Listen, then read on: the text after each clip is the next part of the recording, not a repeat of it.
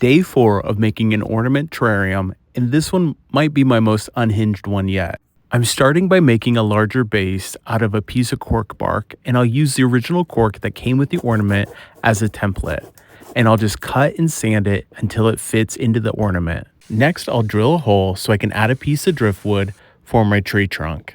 And on the underside of the cork, I'll cut out a pocket so that I can fit the battery pack of some fairy lights, and then I'll run the fairy lights through the cork. I'll seal the hole with hot glue and also add my tree trunk. I'll hot glue the fairy lights into the polymer clay houses that I built, and I'll attach them to the tree trunk until I have an entire village. I'm using some mud to cover up the wires and also give the moss something to hang on to. Piece by piece, I'll add additional moss by pressing it into the mud. The trick here is to keep the mud pretty moist, so I'll continue to mist the project as I'm working on it. For additional visual interest, I'll add small stones towards the bottom of the piece, and then I'll add a couple cuttings into the moss throughout.